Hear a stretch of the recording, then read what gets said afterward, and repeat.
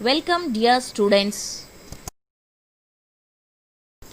Today in this video let us discuss about what is laser and its properties, absorption, spontaneous emission, stimulated emission and population inversion in detail. What is laser? Laser is an acronym for light amplification by stimulated emission of radiation. The term laser was coined by Jordan Gloud. Laser means to absorb energy in one form and to emit a new form of light energy which is more useful. Properties of laser light. The following are the properties of laser light. It is highly monochromatic, that is, it emits only one wavelength. It is highly coherent in nature, that is, all in same phase that improve focusing. It is polarized in nature, that is, in one plane it is easy to pass through media. It is highly collimated, that is, does not spread in all direction, it travels only one direction. It is a high energy beam. Its intensity is usually measured by watt-joule per second. Now let us discuss about the difference between the ordinary light bulb, LED diode and a laser pointer. First comes the ordinary light bulb.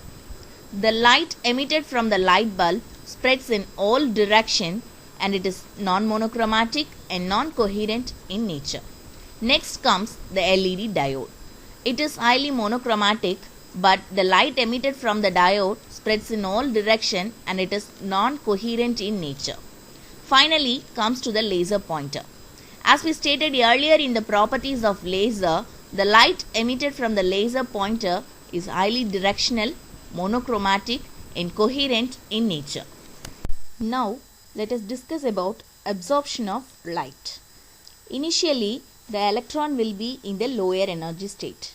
The lower energy electron will absorb energy from the photon and it jump to the excited state, that is the higher energy state, by absorbing the energy of the photon.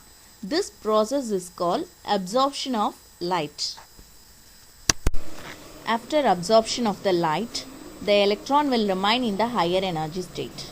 The electron that remains in the higher energy state comes back to the lower energy state in two ways, that is either by spontaneous emission or by stimulated emission. Spontaneous emission is nothing but the electron in the higher energy state comes back to the lower energy state by emitting a photon without any external induction. While stimulated emission is the electron in the higher energy state needs some external induction to come back to the lower energy state by emitting a photon. This is what the difference between spontaneous emission and stimulated emission of electron. Under normal conditions, more electrons are in a lower energy state than in a higher energy state. Population inversion is a process of achieving more electrons in the higher energy state than the lower energy state. In order to achieve population inversion, we need to supply energy to the laser medium. The process of supplying energy to the laser medium is called pumping. The source that supplies energy to the laser medium is called pump source. Here, light is used to supply energy to the laser medium. An external light source like xenon flash lamp is used to produce more electrons in the higher energy level of the laser medium. When light source provides enough energy to the lower energy state electron in the laser medium, they jump to the higher energy state height. The electrons in the higher energy state do not stay for a long period. After a very short period, they fall back to the next lower energy state or metastable state M by releasing radiationless energy. The metastable state M has greater lifetime than the lower energy state or ground state N.